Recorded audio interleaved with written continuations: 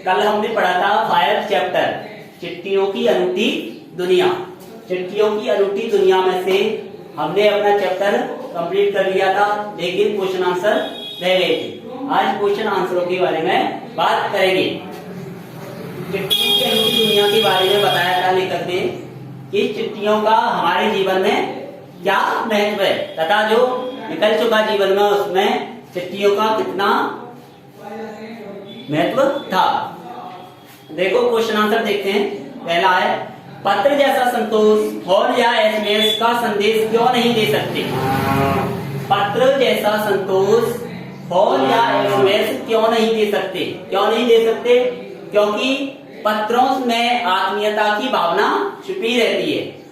क्या छिपा रहता है? आत्मीयता की भावना छिपी रहती है। और पत्रों को हमें सहजकर तथा संभाल कर भी रखा जा सकता है तथा हमें पत्रों से जो संतुष्टि प्राप्त होती है तथा हमें दिल को तसल्ली पत्रों से मिलती है, वो हमें एसएमएस या फोनों से नहीं मिलती है। इसलिए कहा गया है पत्र जैसा संतोष फोन या एसएमएस क्यों नहीं दे सकते। देखो पत्र, सेकंड क्वेश्चन, पत्र को खत, कागज, उत्तरम, जाबू, लेख, कड़ित, पाती, चिट्ठी इत्यादि कहा जाता है। इन शब्दों से संबंधित भाषाओं के नाम लिखिए। पत्रों के जो नाम दिए गए हैं इसमें, अब ये कौन कौन सी भाषा में लिखे गए हैं हमको ये बताना है। देखो खत है आपका,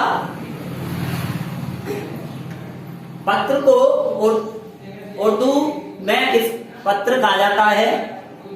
नहीं, पत्र को उर्दू में क्या कहा जाता है? खत। और है संस्कृत में इसको पत्र कहा जाता है।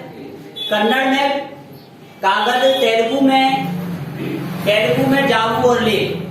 क्या कहा जाता है? तेलुगु में जाबू और लेख तथा तमिल में कड़ित कहा जाता है। ये पत्र की भाषाओं के नाम है। किस किस भाषा में पत्रों को किस किस के रूप में बोला जाता है। ये हुआ क्वेश्चन दूसरा कंप्लीट। अब देखो पत्र लेखन की कला के विकास के लिए क्या क्या प्रयास हुए। अब पत्र लेखन की कला के विकास के लिए बहुत से प्रयास किए गए हैं। जैसे देखो विश्व डाक संघ की ओर से 16 वर्ष से कम आयु वर्ग के बच्चों के लिए स्कूलों में पत्र लेखन प्रतियोगिता आयोजित करने का सिलसिला शुरू किया गया। और ये सिलसिला कब शुरू किया गया? 1972 में शुरू किया गया। और भी डाक संघ द्वारा पत्र लेखन में बहुत से बदलाव किए गए हैं। देखो बदलाव किए गए हैं, फोन या एसएमएस के बदले चिट्ठियों से जो हमें संतुष्टि प्राप्त होती है उसके बारे में बताया गया है।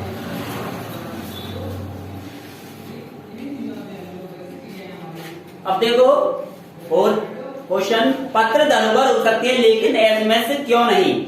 तर्क सहित अपना विचार लिखिए। पत्र धरोहर हो सकते हैं लेकिन एसएमएस नहीं, क्योंकि पत्रों को सहजकर तथा धरोहर के रूप में रखा जा सकता है लेकिन एसएमएस को नहीं रखा जा सकता। पत्र हमें सुख दुख की प्राप्ति कराते हैं तथा उसमें आत्मीयता की भावना छुपी रहती है, लेकिन फोन या एसएमएस में नहीं रहती। पत्रों को हम बहुत दिनों तक सहज तथा संजोकर रखा जा सकता है लेकिन एसएमएस को नहीं रख सकते हैं। इसलिए पत्रों की महत्वपूर्ण भूमिका रही है।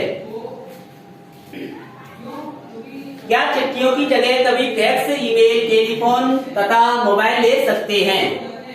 अब इसमें लेखक बता रहा है कि क्या चिट्ठियों की जगह फैक्स, ईमेल, मोबाइल ले सकते हैं या नहीं ले सकते, क्योंकि हमें पत्रों से या चिट्ठियों से जो संतुष्टि प्राप्त होती है वो हमें फैक्स, ईमेल या टेलीफोन से नहीं प्राप्त होती तथा आज भी चिट्ठियों से बड़े बड़े विभागों में पत्र तथा पत्रों के माध्यम से सूचनाएं आमंत्रित की जाती हैं तथा एक दूसरे के साथ पास भेजी जाती हैं। इसलिए पत्र या चिट्ठियों की जगह फैक्स, ईमेल या मोबाइल नहीं ले सकते।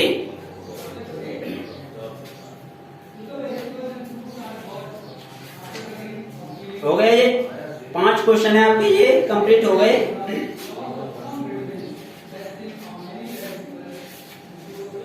अब पढ़ेंगे हम अगला चैप्टर 6 चैप्टर भगवान के डाकिए।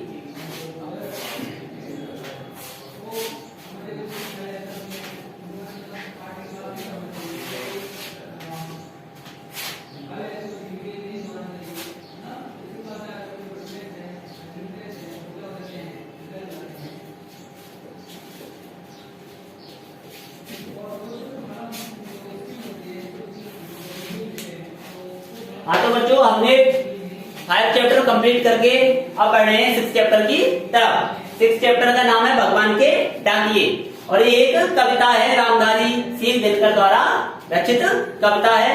इसका नाम है भगवान के डाकिए।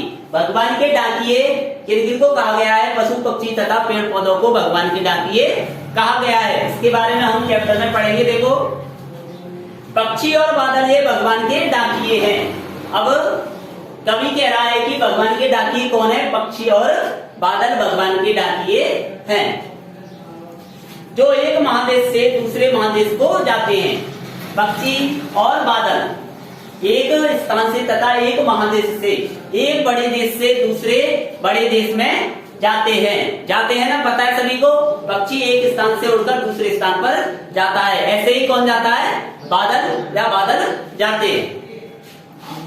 हम तो समझ नहीं पाते हैं मगर इनकी लाई चिट्ठियां पेड़ पौधे पानी और पहाड़ बांटते हैं, लेकिन इनकी भाषा को पेड़ मतलब पहाड़ और पक्षियों की भाषा को हम नहीं जानते हैं, लेकिन इनकी चिट्ठियों को कौन पढ़ पाता है? जो प्राकृतिक वनस्पति है या पेड़ पौधे पानी और पहाड़ इनकी चिट्ठियों को बड़ी संतोषता के साथ पढ़ पाते हैं।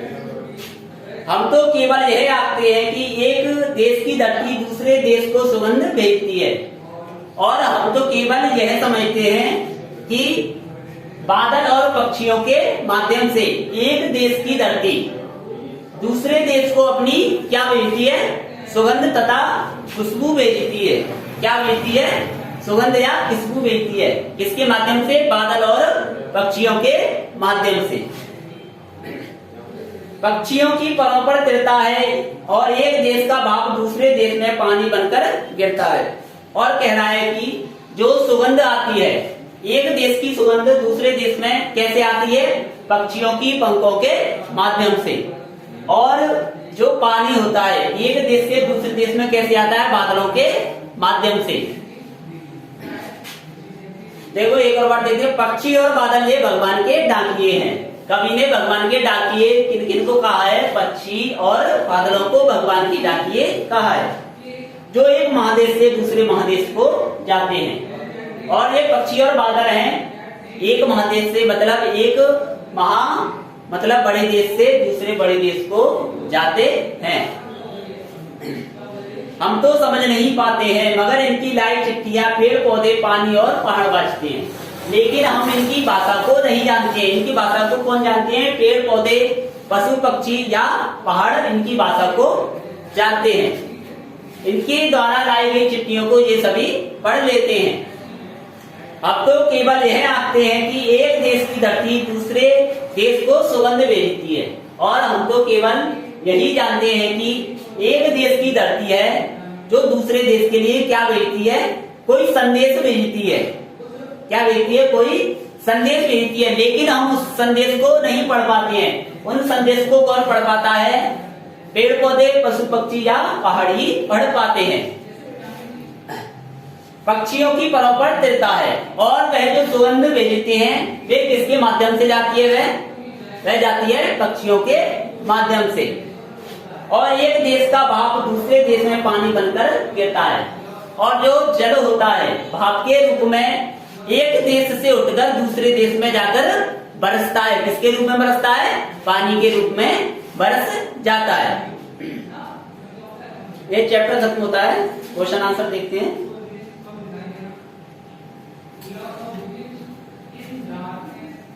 कवि ने पक्षी और बादल को भगवान की डाकिए क्यों बताया? स्पष्ट कीजिए। कवि ने भगवान के डाकिए किन किन को बताया है? पक्षी और बादलों को। अच्छा, डाकिया होता है किसी सूचना को एक स्थान से दूसरे स्थान पर ले जाने वाला व्यक्ति या देवदूत। कवि ने पक्षी बादलों को भगवान की डाकी क्यों बताया? क्यों बताया? क्योंकि ये ही प्रकृति के पदार्थों या प्रकृति के जो पदार्थ हैं, पेड़ पौधे, पशु पक्षी, इनकी चिट्ठियों को ये ही पहुंच पाते हैं, इसलिए भगवान के डाकिए पक्षी और बादलों को कहा गया है। पक्षी और बादल द्वारा लाई ये चिट्ठियां कौन कौन पढ़ पाती हैं, सोचकर लिखिए। अब इसमें हमने कविता में पढ़ा है, जो इस क्वेश्चन में भी आया है, पक्षी और बादल द्वारा लाई गई चिट्ठियों कौन कौन पढ़ पाते हैं। अब ये पता होगा सबको चैप्टर में, पक्षी और बादलों द्वारा लाई गई चिट्ठियों को पेड़ पौधे, पशु पक्षी तथा पहाड़ पढ़ पाते हैं। अब देखो इन पंक्तियों का भाव है, किन पंक्तियों का भाव है। पक्षी और बादल प्रेम, सद्भाव और एकता का संदेश एक देश से दूसरे देश में भेजते हैं। ये बात लेकर कह रहा है कि पक्षियों के माध्यम से एक देश का तथा एक देश की सद्भावना दूसरे देश को भेजी जाती है तथा एकता का संदेश भी देता है। प्रकृति देश देश में भेदभाव नहीं करती, एक देश से उठा बादल दूसरे देश में बरस जाता है। ये कवि कह रहा है कि प्रकृति है जो किसी के साथ भेदभाव नहीं करती। यहाँ ये प्रकृति किसी के साथ भेदभाव नहीं करती है, और वो बादल का जल है जो भाप बन के एक देश में उठता है, वह दूसरे देश में जाकर बरस जाता है तथा विभिन्न जगहों पर बरसता है। इसलिए प्रकृति किसी के साथ भेदभाव नहीं करती है। देखो फोर्थ क्वेश्चन, पक्षी और बादल की चिट्ठियों में पेड़ पौधे, पानी और पहाड़ क्या पढ़ पाते हैं। अब इसमें बताया गया है पक्षी और बादल की चिट्ठियों में पेड़ पौधे क्या पढ़ पाते हैं। पक्षी और बादल के द्वारा जो चिट्ठियां लाई जाती हैं, पेड़ पौधे उनमें सद्भावना तथा प्रेम तथा एकता की भावना को पढ़ पाते हैं। एक देश की धरती दूसरे देश को सुगंध भेजती है, इस कथन का भाव स्पष्ट कीजिए। अब एक देश की धरती दूसरे देश को सुगंध भेजती है, और किसके माध्यम से भेजती है? पक्षियों के माध्यम से, तथा सद्भावना का संदेश देती है। एक देश के लिए दूसरे देश को सद्भावना का संदेश भेजती है। किसके माध्यम से भेजती है? पक्षियों के माध्यम से। ये हो गए आपके क्वेश्चन 5। अब अगले चैप्टर की शुरुआत करेंगे कल। चैप्टर है आपका अगला, बता देते हैं क्या निराश हुआ जाए, इसके बारे में कल बात करेंगे। ओके, धन्यवाद।